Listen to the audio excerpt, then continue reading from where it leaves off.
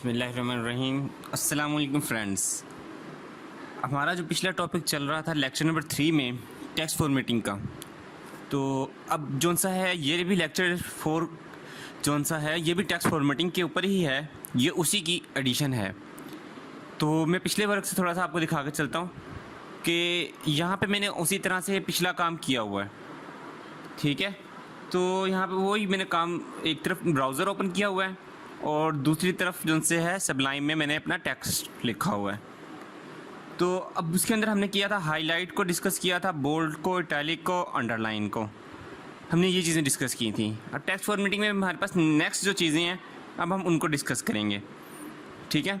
तो अब जो सा है पहला जो सा हमारा सेक्शन है इसका आज के टॉपिक का, वो है एब्रीविएशन, ठीक हो गया। अगर आपने पिछली वीडियो नहीं देखी तो आप वो देख लें पहले, फिर इसके ऊपर आएँ, तभी आपको चीज़ें थोड़ी समझ आएंगी, ठीक हो गया। तो अब यहाँ पे मैंने H1 टैग ले लिया, इसके अंदर मैं इसको एब्रीविएशन अब लिख रहा हूँ। अब ये चीज़ें बार बार एक एक चीज़ें लिख के वैसे बार बार समझाने की तो ज़रूरत नहीं है मेरे ख्याल से। अगर आप पिछली वीडियोस देखें सारी क्लियर हो जाएंगी मैं क्या ये चीज़ें टाइप कर रहा हूँ और किस तरह से कर रहा हूँ। इतने बेसिक लेवल पे मैं इसलिए आपको बता रहा हूँ कि जो सी हमारे पास हैं कि कॉन्सेप्ट क्लियर हो जाए। अब मैंने पुराना पैराग्राफ ही कॉपी किया है, ठीक है, और यहाँ पर मैं पेस्ट कर दिया, ठीक हो गया। अब ये कॉपी पेस्ट करना तो आपको आता ही है। और इसके अलावा भी फ्रेंड्स, अगर आपको किसी किस्म का भी कोई सवाल है इस वीडियो के लेक्चर में, इस लेक्चर में, पिछले लेक्चर्स में, और आप कुछ एडिशन करवाना चाहते हैं अभी कंटेंट के अंदर, तो आप मुझे कमेंट कर सकते हैं, मेल कर सकते हैं, तो आप मुझे ब्लॉगर पे रब्ता कर सकते हैं, जैसे भी, ठीक है। तो अब यहाँ पे मैंने लिख दिया एब्रीविएशन की स्पेलिंग, ठीक हो गया। तो बेसिकली हम जो से अभी कर रहे हैं सिर्फ डिज़ाइनिंग, वेब डिज़ाइनिंग। तो मैं इसके ऊपर भी एक वीडियो बनाऊंगा कि web designing and web development में क्या बेसिकली फ़र्क है, तो वो भी इंशाल्लाह आप लोगों के लिए काफ़ी इन्फॉर्मेटिव होगी, जो बिगिनर्स हैं उनके लिए ख़ास तौर पे। अच्छा, तो इसकी जो से टैग है, इसका जो सा कीवर्ड है वो है ABBR, ठीक हो गया।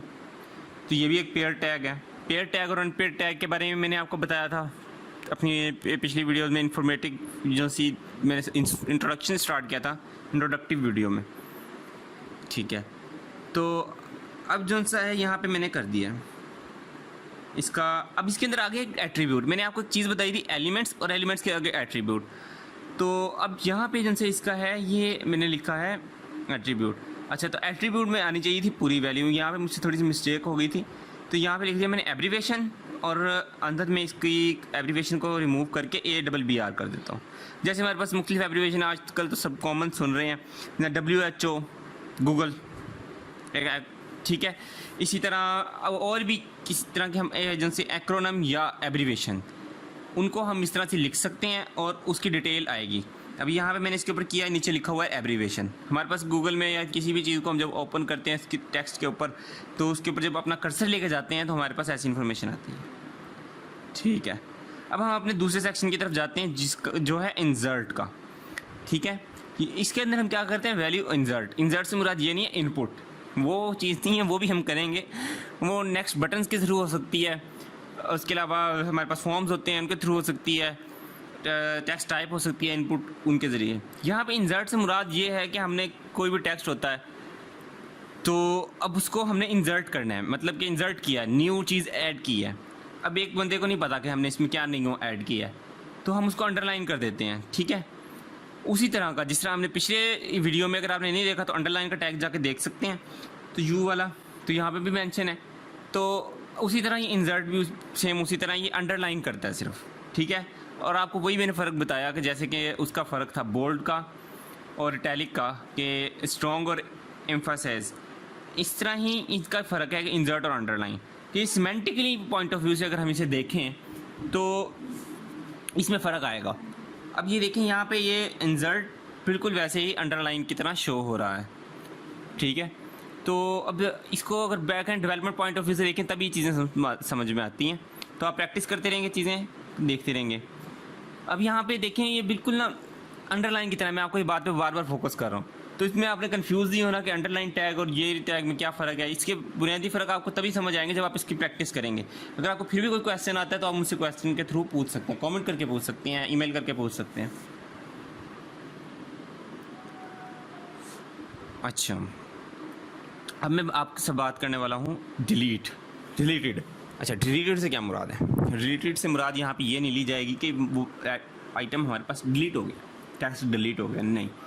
यहाँ पे हमने देखना है, जैसे हमारे पास नोट्स होते हैं, नोट्स के ऊपर हम अपने वैल्यू पेज के ऊपर हमारे पास पूरा सेंटेंस लिखा होता है। हमें टीचर्स कहते हैं ये चीज़ काट दो, हम उसे क्या करते हैं, पेंसिल उठाते हैं, जल्दी से उसको निशान लगा देते हैं, ख़त्म हो गया। ये भी वही सीन है। यहाँ पे हम जब करते हैं कि हमने चीज़ डेटा डिलीट करना है, हमें चाहिए नहीं है, अनइम्पोर्टेंट डेटा है हमारा, अनइम्पोर्टेंट टेक्स्ट है, अनइम्पोर्टेंट सेंटेंस हैं, ये आप चीज़ों पर फोकस करें वर्ड्स के ऊपर। तो अब देखें वो चीज़ को हम इसको सेंटर में बिल्कुल उसके लाइन लगा देंगे, ठीक है। मतलब कि ये डिलीटेड डेटा है। जैसे MS वर्ड में भी अगर आप वर्क करते हो तो टेक्स्ट लिखते हो, असाइनमेंट्स वगैरह बनाते ही हैं जो यूनिवर्सिटी के स्टूडेंट है ख़ास तौर पे। तो बाकी अब उसमें भी एक सेंटर में बिल्कुल लाइन आती है। अभी आपको मैं ब्राउज़र में करके दिखाऊंगा। तो यहाँ पर डिलीट का कीवर्ड लिख दिया, डिलीट वर्ड लिख दिया, ठीक हो गया,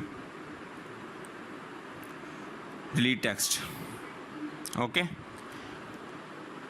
अब जो सा है यहाँ पे इसको रिफ्रेश किया और ये आ गया। देखें बिल्कुल सेंटर के अंदर इसकी लाइन लगी हुई है, कि मतलब ये हमारे पास डिलीटेड टेक्स्ट है, ये अनइम्पोर्टेंट टेक्स्ट है हमारा पूरे सेंटेंस के। हमने इसको ख़त्म नहीं किया लेकिन मौजूद है ये, लेकिन हम ये डिलीटेड है, ठीक हो गया। इसी तरह हमारे पास एक दूसरा टैग होता है S के साथ, स्ट्रक थ्रू टैग होता है, ठीक है।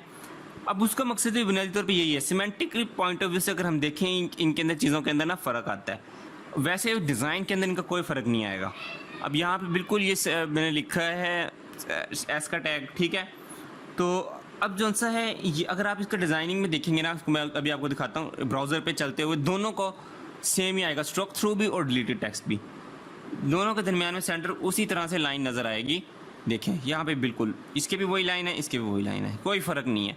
But semantically point of view से में फ़र्क आएगा कोई डेवलपमेंट में।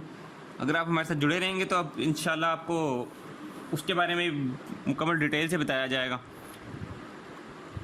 ठीक हो गया। तो अब हम बात कर रहे हैं सुपरस्क्रिप्ट के बारे में। अच्छा, तो अब सुपरस्क्रिप्ट क्या होती है? सुपरस्क्रिप्ट के बारे में तो ज़्यादातर स्टूडेंट जानते ही होंगे, अगर स्टूडेंट पॉइंट ऑफ व्यू से आपका बैकग्राउंड है तो, कि अब जैसे सुपरस्क्रिप्ट है वो हमारे पास पावर में आ रही होती है, वैल्यू ऊपर जा रही होती है। मतलब हम फर्स्ट लिखते हैं, जैसा फर्स्ट 1 लिखा उसके बाद ST ऊपर डाल दिया, वो सुपरस्क्रिप्ट में चली जाती है वैल्यू, यानी ऊपर चली जाती है उसकी। जैसा 2 की पावर हम कहते हैं मैथ में, तो पावर जो सी है वो सुपरस्क्रिप्ट होती है, ठीक है। तो अब जैसे सुपरस्क्रिप्ट मैंने हेडिंग में लिख दी, हेडिंग अच्छा मैं सारा चीज़ें इसलिए लिख रहा हूँ कि ये ना डिटेल से आप देखते रहें इन चीज़ों को कि क्या चीज़ है। उसकी हेडिंग भी इसीलिए देता हूँ मैं कि आप उसको समझें कि एब्रीवेशन थी, अच्छा ये एब्रीवेशन हो रही है, इंसर्ट था ये इंसर्ट हो रहा है, इसीलिए, ठीक है। यहाँ पे मैं कर रहा हूँ सब, इसका सिर्फ सब आएगा, पूरा नहीं आता। हाँ सुपरस्क्रिप्ट, सबस्क्रिप्ट के बारे में बात करेंगे अभी। अच्छा, ये हो गया। अब यहाँ पे इसको मैं ब्राउज़र में रिफ्रेश करता हूँ और देखें सुपरस्क्रिप्ट में हमारे पास वो जैसे मैंने आपको बताया पावर में चली जाती है वैल्यू, ऊपर चली गई है वैल्यू, ठीक हो गया, टेक्स्ट से थोड़ा सा डिफरेंट हो गया। अब दूसरी चीज़ आती है हमारे पास सबस्क्रिप्ट। सबस्क्रिप्ट क्या है? अच्छा, सबस्क्रिप्ट क्या है? वो हमारे पास वैल्यू बेस में चली जाती है। मतलब कि हमारी वैल्यू, मैथ के जो स्टूडेंट हैं वो तो समझ रहे होंगे जिन्होंने मैथ पढ़ी है, कि हमारे पास बिलो चली जाती है वैल्यू। एक टेक्स्ट है उसके नीचे वैल्यू चली जाएगी। तो अब जिस तरह हम x1 x2 x3 वैल्यू लिखते हैं मैथ में वेरिएबल्स की, तो नीचे वैल्यू आ रही होती है, ये वही सीन है सारा, ठीक है। तो अभी यहाँ पे मैं लिखता हूँ तो आपको वो चीज़ें नज़र आएंगी। तो मैं इसका टैग रिमूव कर रहा हूँ, उसी पैराग्राफ को कॉपी पेस्ट कर रहा हूँ मैं टाइम सेविंग के लिए सिर्फ। तो आप इसे प्रैक्टिस लाजमी करिएगा, मैं आपको कह रहा हूँ कि प्रैक्टिस के बगैर आप कुछ सीख ही नहीं सकते, ठीक है। फिर आ गया सबस्क्रिप्ट, ओके, यहाँ पे लिख दिया सबस्क्रिप्ट। हाँ, अब इसको रिफ्रेश करते हैं और देखते हैं, ये देखें अब ये सबस्क्रिप्ट नीचे चला गया। मैंने आपको अभी कहा बिलो में चली जाएगी वैल्यू, ठीक है, बेस में, ठीक है। आपको ये मैथ वाले कॉन्सेप्ट भी रिवाइज हो रहे हैं यहाँ पे थोड़े बहुत। अच्छा, तो बेसिकली यही चीज़ थी हमारे पास। यहाँ पे हमारा जो सा है ये सारा जो हमने डिटेल चीज़ें डिस्कस की हैं, इसको आप देखें, प्रैक्टिस करें, और टेक्स्ट फॉर्मेशन का हमारा जो बेसिक टॉपिक था वो हमारा यहाँ पे कवर हो गया। अगर आप और कुछ भी पूछना चाहते हैं, इसके ऊपर दोबारा वीडियोस बनवाना चाहते हैं, आप मुझे कमेंट करें, ईमेल करें, ठीक है। तो अब जो बुनियादी चीज़ें थी उसकी समरी है, तो आप ये समरी भी देख सकते हैं। तो इसके अंदर बार बार चीज़ों को रिपीट करने की वैसे ज़रूरत तो नहीं है कि एब्रीवेशन क्या है, और उसके अलावा ये बाकी चीज़ें जो हमने आज डिस्कस करी हैं, डिलीट क्या है, इंसर्ट क्या है, सब स्क्रिप्ट, सुपर स्क्रिप्ट, ये सारी चीज़ें आप इसके देख सकते हैं, ठीक है। Thanks for watching and like and share.